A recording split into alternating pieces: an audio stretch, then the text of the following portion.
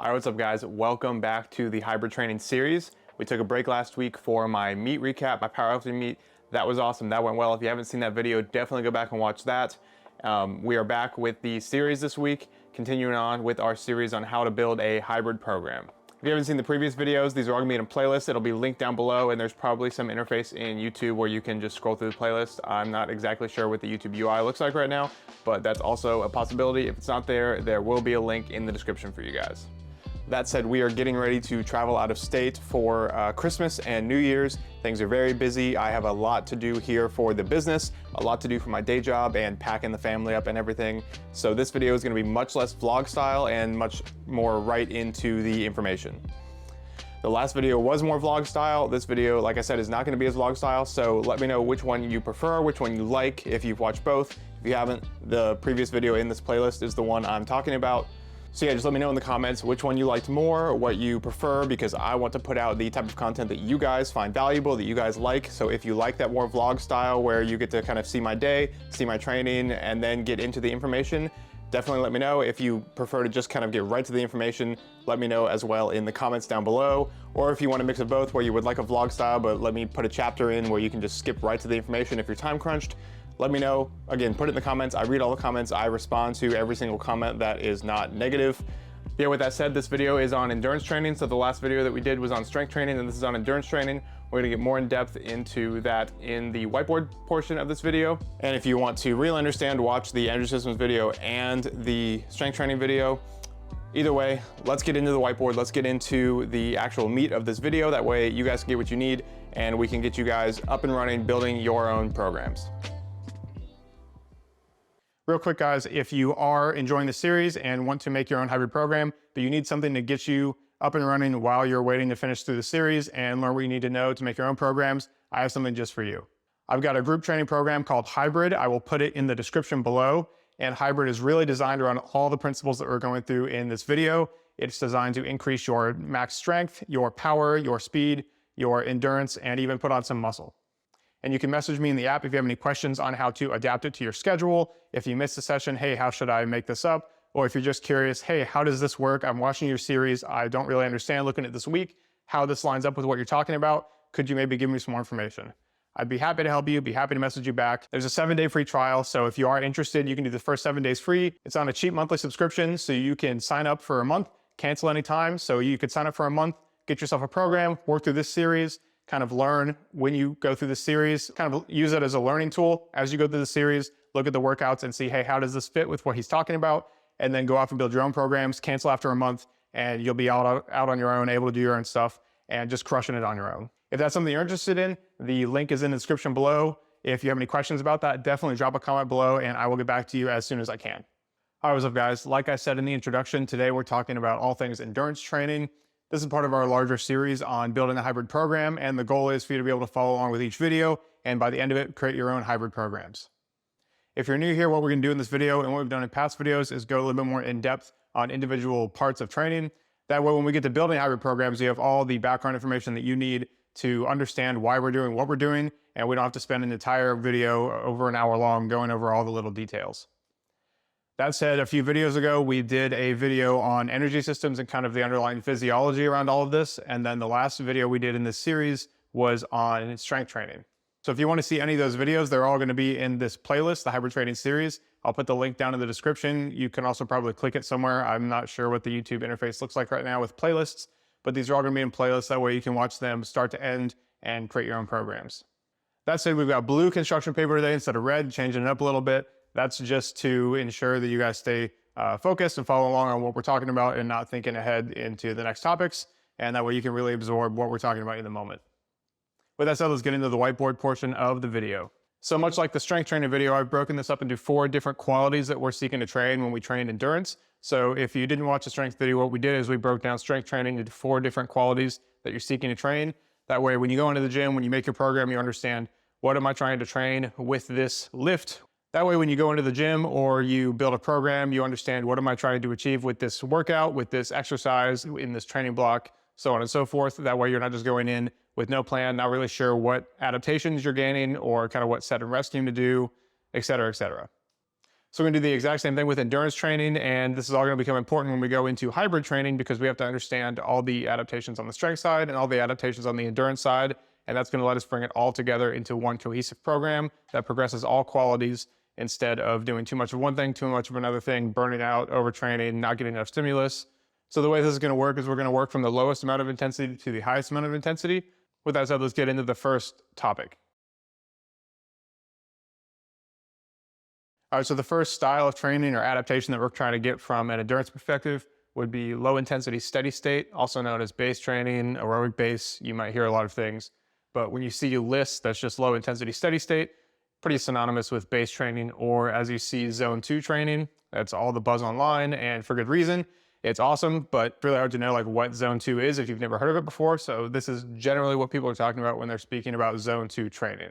So this LISS base zone 2 training is going to be anywhere from 15 to 20 minutes all the way up to however long you can do it. If you have trained properly, if you have eaten enough food and you bring food with you and you've worked up to it, then you can really extend this as long as you want. Obviously, if you're racing a shorter race, you're not going to want to do a 4-hour run. But if you do marathons, ultra marathons, like some of these runs can get very long, and once you start to get to that length, you have to be in this kind of zone 2 intensity just because you cannot keep the higher intensities for a super long period of time. So if you watch the energy systems video, this is going to be primarily the oxidative energy system. And some of the improvements that we're going to see here are an improvement in cardiac output, an improvement in oxygen delivery to our muscles, and an improvement in mitochondrial density. Some of you guys might be having flashbacks to high school biology. You know, mitochondria is the powerhouse of the cell. But inside the mitochondria is where all the energy production happens in the oxidative system. And what happens when we do this low intensity training is we actually increase the number of mitochondria, which means that we have an increased ability to turn glucose into energy when we're out on a run, out on a bike, you know, et cetera, et cetera. So the cardiovascular improvements are going to look like your heart's stroke volume is going to increase the amount of blood that your heart pumps per beat. And then oxygen delivery, your body's going to make new capillaries, just basically get better at delivering oxygen to the working muscles, which is going to aid in the contraction of the muscle, the clearance of all the byproducts, et cetera, et cetera. It's important to note that really you want to build a good aerobic base before you start to go really heavy into these higher intensities, because it's going to help you maximize what you get out of those intensities. I'm not saying that you have to wait to start training some of these higher intensities that we're going to talk about, but before you really push into them, you should have at least some base built, even if it's a few weeks to a month. But neglecting this lower intensity work and only doing higher intensity work is not generally recommended, not what I recommend, and it's not going to give you the best results. One other thing I want to mention on this base training is the long run. The long run, more or less, generally is going to be in this lower intensity effort because you cannot go for a super long run at a very high intensity. The only difference for this is some workouts, if you're training for a half or full marathon, will have you run a faster pace later in the run, or some of them will have you do a progression run where you get faster throughout the run. But generally, 9 times out of 10, a long run is going to be mostly, if not all, this zone 2 LISS base effort. For a long run, one additional adaptation that you're getting when you start to push your long run is musculoskeletal. So your tendons, ligaments, and bones just kind of get used to the pounding of running that long. If you're on a bike, you're not really getting that pounding, but you are getting used to just moving for that long, taking in calories. There's also some mental adaptations that happen, some mental toughness from staying out that long. So I just wanted to mention that the long efforts do have a little bit more. You still get all of these same adaptations that we spoke about, but you also get some of these, you know, mental toughness and musculoskeletal adaptations. And then this low intensity base training does have a low recovery demand, so you can do a good amount of it. At first, you have to ramp up if you've never run or never trained before, but especially if you're on a bike, you can really just do a lot.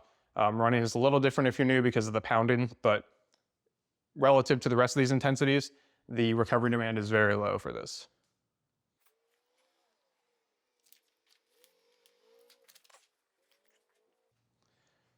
That brings us to our second intensity, which is going to be sub-threshold. So if you remember from the energy systems video, we talked about it a little bit, but your threshold pace in a run on a bike is roughly what you could do all out for an hour. You would be probably falling off the bike, you're collapsing at the end of that hour. It'd be very difficult. and your threshold pace changes based on how trained you are. But generally, you can think about this is going to be a pace that you could sustain all out for an hour. So if you're out for a run, for say a 20-minute at threshold run, it would be hard, but you would feel in control. It wouldn't be like an all-out effort. So subthreshold is training just below that threshold. So just below the point in which the lactate in your cells accumulates to the point where it cannot be reused, and it then goes out into the blood to be used by other organs. Since it is subthreshold, we are working on improving the clearance of lactate. And getting better at clearing lactate, at using lactate for energy, is going to increase our lactate threshold, which is going to increase our time to exhaustion when we're out doing hard efforts. Additionally, this is going to teach our bodies to use the oxygen that we have a little more efficiently, and this is all going to build on the LISS training. So there are still going to be cardiovascular benefits and all of that. It's just going to be a little more targeted to the higher paces, and this is why it's important to have the base built before we move on to this, because we're kind of building on that with these paces. As I wrote here, and as I mentioned before, a large aerobic base allows you to accumulate more volume here. That's because your ability to recover is going to be better if your aerobic base is more built out. And because your body's just gonna be able to handle the pounding of running. If you're running specifically, if you're on the bike, it's a little different, but fairly similar. Another benefit of subthreshold training is it helps teach pacing and increase mental toughness. It is not an all-out effort, but it is still difficult. And it's really a skill to learn to be able to push, but not go all out, because as you guys might know, if you're newer runners or if you were a sprinter or whatever, it's kind of all or nothing. A lot of people at first, they only go all out or they only run easy. And so it's a skill to be able to run in that comfortably hard zone. And this does have an increased recovery demand over the low intensity training. It is not as high as some of these others, but it is increased, so you're gonna be able to do less of this, because in training, the higher your intensity, the less volume you're gonna be able to handle on a general basis. All right, and that's gonna bring us to our supra-threshold training. So supra just means above. This is above your lactate threshold. As we said before, lactate threshold is that point in which lactate accumulates at a rate in your cells faster than the body can clear it. And so then it is let out in the blood to be used by other organs. And from a training perspective, that's that comfortably hard, about an hour pace. So these are faster than that. What these look like are about 1 to 5 minute intervals, things like 400s, 800s, 1 minute hill sprints, fartlek runs. I mentioned that before. Fartlek is just a randomized speed play, basically. So you can do it a ton of different ways. You can run out on the road and run hard for 1 telephone pole and easy for 3, hard for 1, easy for 3. You can do it. I've seen people that do it by clouds. If it's somewhat moderately cloudy day, they'll, run every time. They'll run hard every time a shadow passes them, and then they'll run easy for a few shadows and then run hard for another shadow. It's kind of just randomized speed play. So you can do that at a subthreshold intensity, or you can do that at a super-threshold intensity. It really depends just how hard you're running and how much recovery you're giving yourself. So this supra-threshold, above-threshold training is going to improve our VO2 max. It's going to improve our glycolytic capacity. So if you watched our energy systems video, you know the glycolytic system is the system that is really involved with the whole lactate process and generating ATP without oxygen. And so training here is going to improve the capacity of that energy system, because we are training that energy system. This is going to improve lactate tolerance as well, because we're training with intensities that increase the amount of lactate above what we can clear. Our bodies have to get used to training with a higher amount of lactate, and so that's going to increase there. This is why these intervals are shorter though, because you can handle that for a less amount of time than, say, the sub-threshold running or cycling. I'm saying running, this is really just broadly endurance. I'm a runner mainly, also, I also cycle and stuff, but I do want to mention that this is kind of broad. I've been mentioning running specifically because that's what I think of, and that's my background, running in high school and middle school. But, this is going to be true for all endurance sports, really. Most endurance sports, I should say. Probably all. I don't want to say all, because all are like always and never is something that I try to stay away from, but I would say probably all. Another thing this above threshold is going to improve, again, is pacing and mental toughness. It is going to be harder than sub-threshold, and this is still not all-out sprinting, so it's really building on that skill of pacing and of pushing yourself mentally. Pacing is one of the reasons why we want to use all of these in our training, because we want to know what it feels like to run at an easy pace. We want to know what it feels like to run sub-threshold. We want to know what it feels like to run above threshold, and we want to be able to moderate that throughout RPE, relative perceived exertion, and not overly rely on our GPS watches, things like that.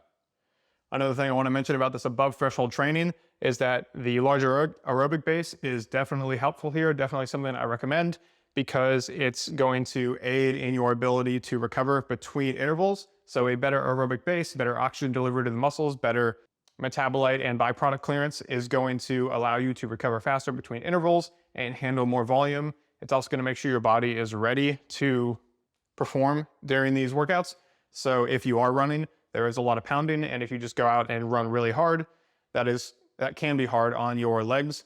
So making sure you've got that base built and you're able to go out and perform and recover as necessary between intervals to then go into the next interval, hit it hard, and get the stimulus from the workout. And it's important to mention that this has a large recovery demand because you are training hard. So the recovery demand here is high, which means that you cannot do super threshold workouts every single day. You're going to need rest. That's the importance of the low intensity base, and even the sub threshold is that you can always do something easier when you are recovering from a harder workout.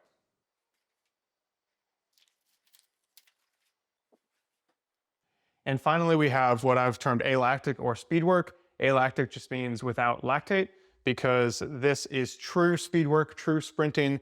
This is things that are under a minute. You know, you're looking at 100 yards, 100 meters and below, even 200s, under a minute.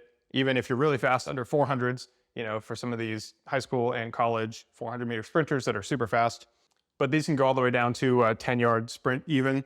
I have a lot of athletes that train this because they are training for field sports and they have to do 40-yard dashes and most of the very, speed and power things for their tryouts that you would see in like the NFL Combine and stuff. So for me, for most of my athletes that are not field athletes, this is less important than the other training paces and training intensities.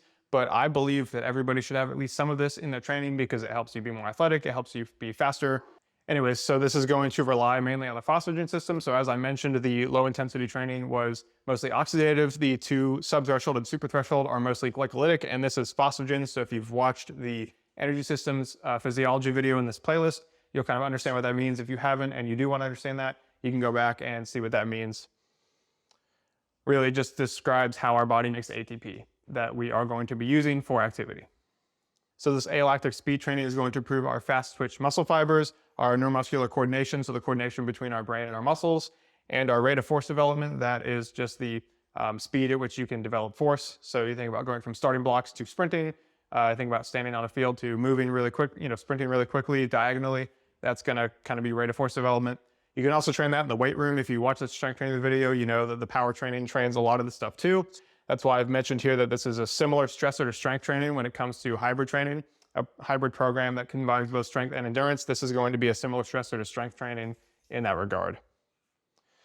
This is less reliant on the aerobic base than the rest of these because you really aren't using oxygen or, glycolytic system really. If you watch the energy systems video, you know that all energy systems are present at all times, but this is really a lot less reliant on the aerobic system.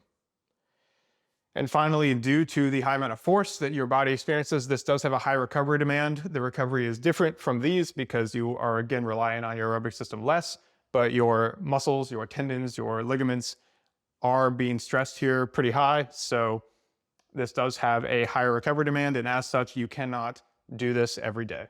So all of this is going to be really important to know when we get into the video on programming specifically, because now we're going to be able to go in our program from a strength and endurance perspective and ask ourselves, what are we trying to do? What stimulus do we need to get the adaptation that we need to get us to our race, to our meet, to our event, to our whatever your hybrid goal is?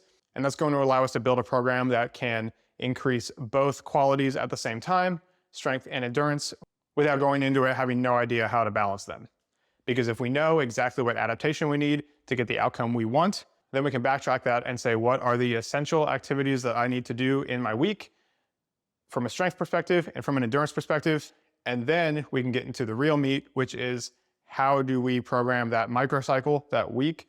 That way we can perform as well as possible and get the adaptations we need without going into workouts too fatigued, under recovered, and not able to train hard enough to get the adaptations and the outcomes that we need. That said, I really appreciate you guys watching this video. This was a faster video and much less vlog style than my last video. So if you liked this one better, let me know in the comments. If you liked the last one better, also let me know in the comments.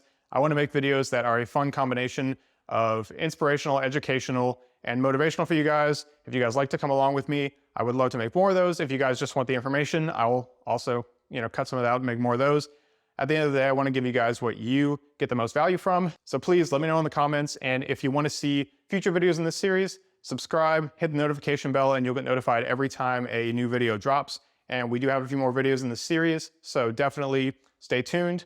Check out the playlist to see if the next video is posted yet. If it hasn't, wait a week or less because I post every week. I hope you guys got value from this video. If you have any questions, also let me know in the comments. I read and respond to every single comment, so definitely let me know. And I will see you guys in the next video on the Hybrid Training series.